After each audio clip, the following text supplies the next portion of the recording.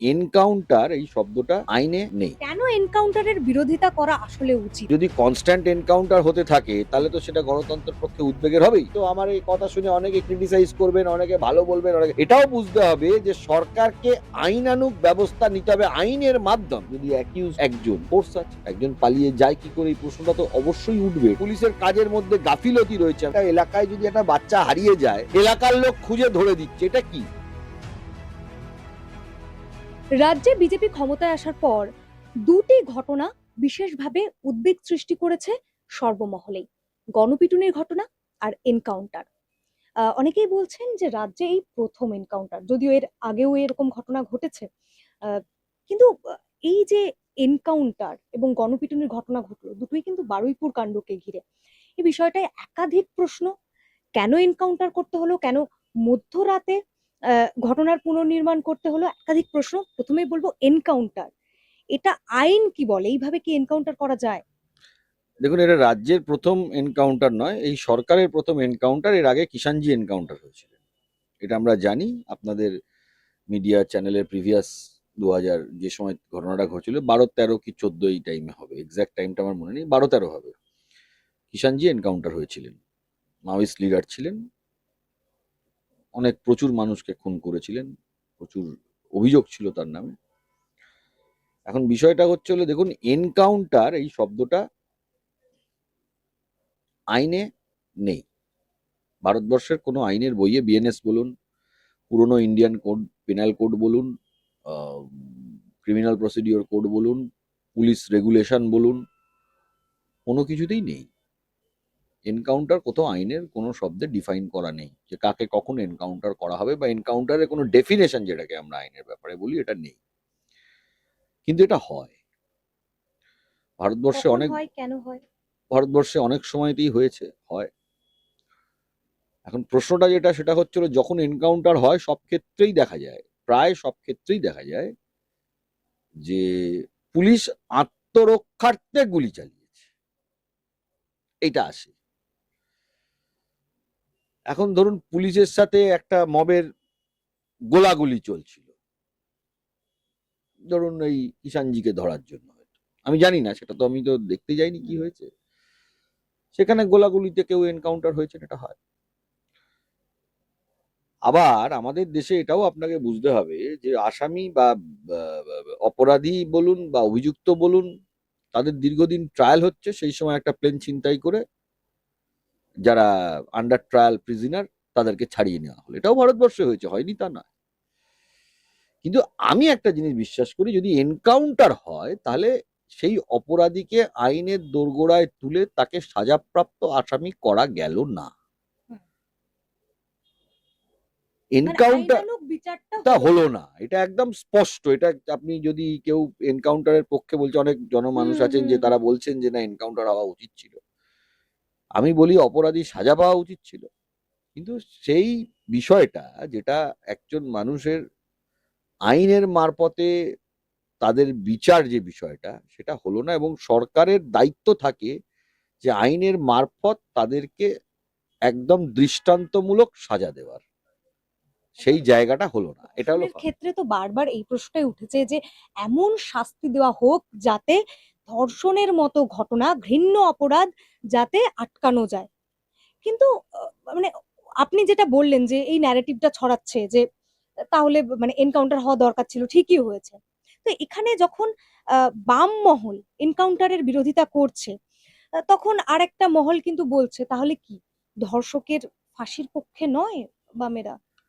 না, দেখুন, ফাঁসিটা হচ্ছে হলো আইনের প্রসেসে হচ্ছে।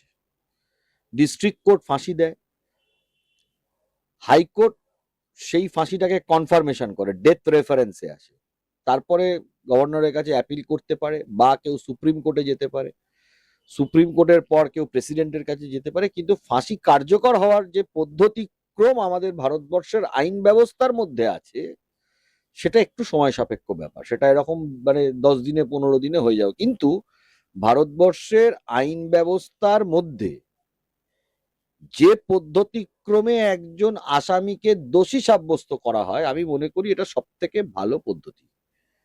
পদ্ধতিটাতে সময় যায়, এটা অস্বীকার করার জায়গা নেই। এই পদ্ধতিতে করলে আইন ব্যবস্থায় জিনিসটা সঠিক হয়।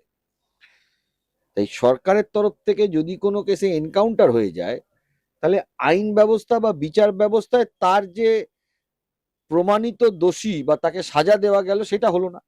এটা হলো সব থেকে বড় পার্ট। গণতন্ত্রও মানে মানে গণতন্ত্রের জন্য এটা উদ্বেগের। দেখুন, যদি কনস্ট্যান্ট এনকাউন্টার হতে থাকে তাহলে তো সেটা গণতন্ত্রের পক্ষে উদ্বেগের হবেই। এখন পাবলিক সেন্টিমেন্ট যে জায়গাতে পৌঁছেছে, যে এই ঘটনাগুলো, দেখুন এটাও মানতে হবে যে এই ঘটনাগুলো কিন্তু পশ্চিমবাংলায় প্রায় 15-16 বছর ধরে হয়েছে। না, আগেও তো হয়েছে। আগে হয়েছে না, আগে রেমিডিলেস ছিল না। এ রাজ্যে ধনঞ্জয় চ্যাটার্জির ফাঁসি হয়েছে, এর আগে বাকি যারা ছিল তাদের যাবজ্জীবন সাজা হয়েছে। কিন্তু 2011 সাল থেকে আর 16 সাল পর্যন্ত আপনি কেন কেন এই পাবলিক সেন্টিমেন্ট এনকাউন্টারের পক্ষে হচ্ছে, এটা কারণ আছে। কারণটা হচ্ছে হলো যে 11 সাল থেকে আর 16 সাল পর্যন্ত মেয়েগুলো যারা যারা রেপ হয়েছে, রেপ ভিকটিম হয়েছে, মার্ডার হয়েছে, সেই পরিবারগুলো রেমিডিলেস হয়েছে। এটা অস্বীকার করার জায়গা নেই। আপনি যতই বলুন বা যে যাই বলুক না কেন, এটা ফ্যাক্ট। এই পরিবারগুলো রেমিডিলেস হয়েছে। আপনি বরুণ বিশ্বাস মামলায় যারা আসামি, তারা কজন কনভিক্টেড আসামি হয়েছে আপনি বলুন। আপনি তপন দত্ত মামলা বলুন, মার্ডার হয়েছে। আপনি হাঁসখালি বলুন, আপনি পার্ক স্ট্রিট বলুন, আপনি কামদুনি বলুন, আপনি আরজি কর বলুন। তার মানে এই ঘটনাগুলোর পেছনে সরকারের উচ্চতর নেতারা, তৎকালীন সরকারের তাদের হাত ছিল, তা না হলে এই কেসগুলো রেমিডিলেস হয়ে যায় কি করে? কোনো কিছু বেরোলো না তদন্তগুলোর থেকে। এখন পাবলিক সেন্টিমেন্ট যেটা হয়ে গেছে, যে এটা হয়েছে এক্ষুনি একটা অ্যাকশন নিতে হবে, এই সেন্টিমেন্টটা তো পাবলিকের মধ্যে গ্রো করে গেছে, এটা তো অস্বীকার করার জায়গা নেই। কিন্তু এটাও পাবলিকের কাছে হয়তো আমার এই কথা শুনে অনেকে ক্রিটিসাইজ করবেন, অনেকে ভালো বলবেন, অনেকে, এটাও বুঝতে হবে যে সরকারকে আইনানুগ ব্যবস্থা নিতে হবে। আইনের মাধ্যমে সরকারকে দোষী সাব্যস্ত করে, মানে আসামিকে বা অভিযুক্তকে দোষী সাব্যস্ত করে তাকে সাজা দিতে হবে। তাহলেই সেই সরকার কিন্তু সফল জায়গায় নিয়ে যেতে পারলো আইনের শাসন বলে আমি মনে করি। কেন এনকাউন্টারের বিরোধিতা করা আসলে উচিত?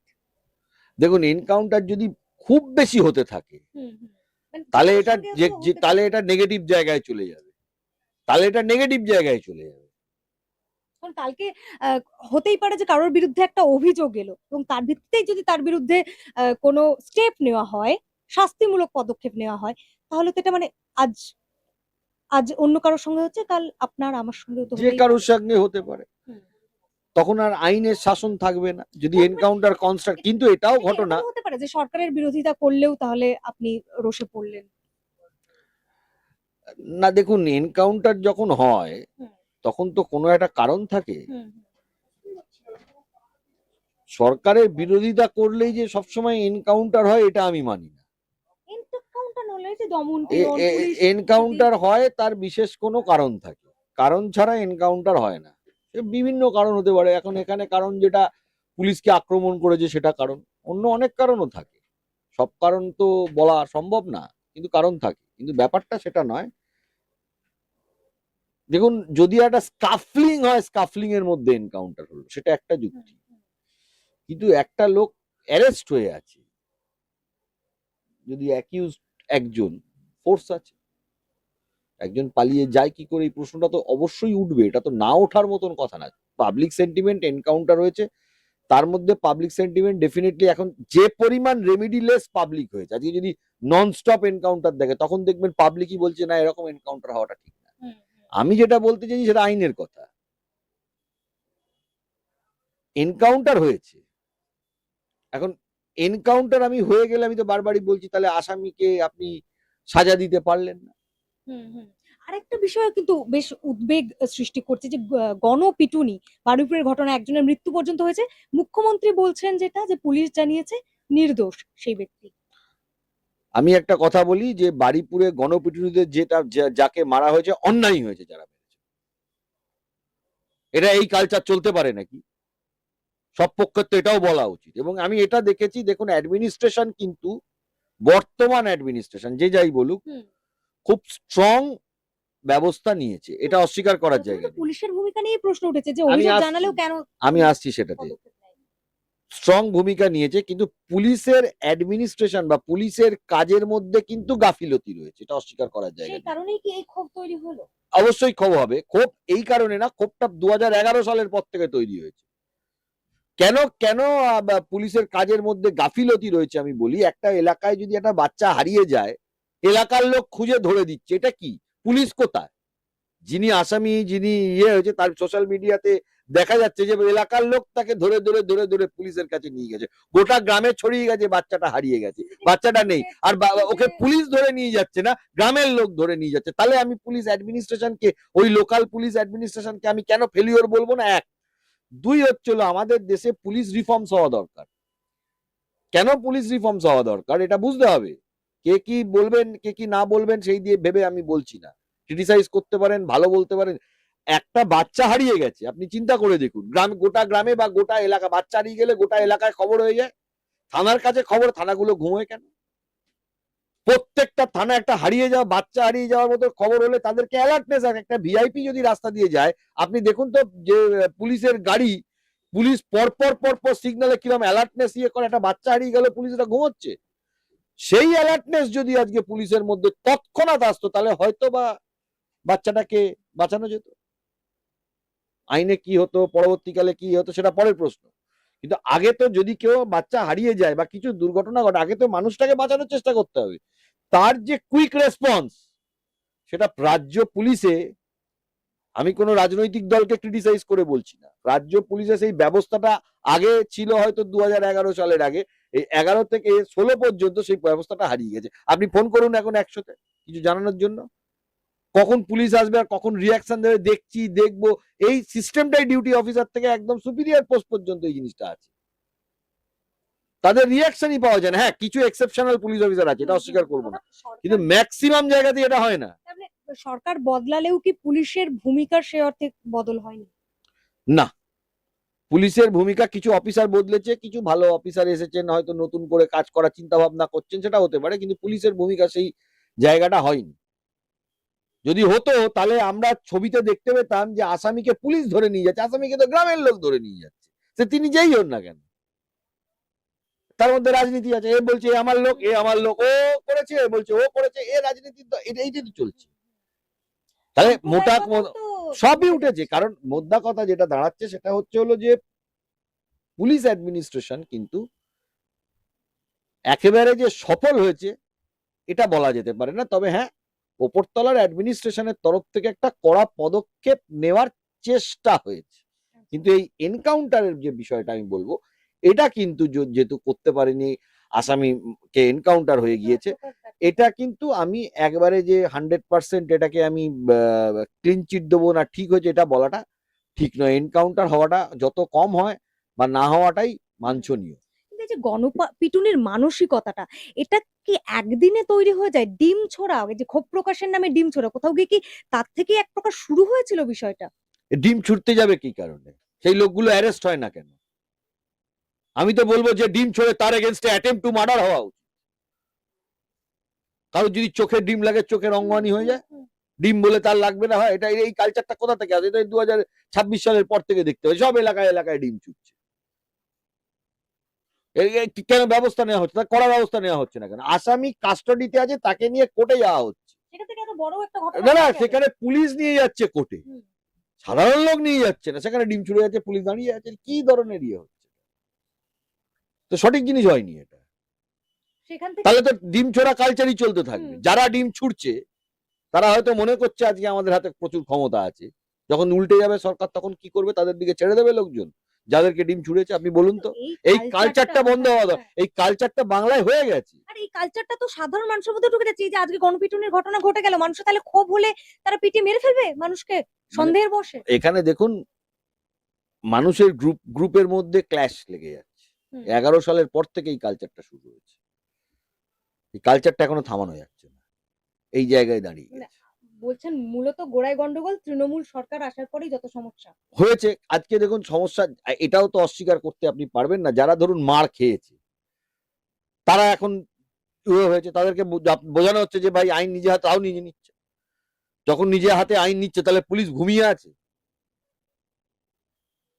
আপনি বলুন না, যেসব এমএলএ এমপি এক্স যারা ধরা পড়ছেন বা জেলে যাচ্ছেন, অবশ্যই তারা দোষী, আমি অস্বীকার করছি না, কিন্তু ওইভাবে ডিম ছুটছে, তাতে আইন তো নিজের হাতে তুলে নেওয়া হয়ে গেল। কথাটা বুঝতে হবে এখানে।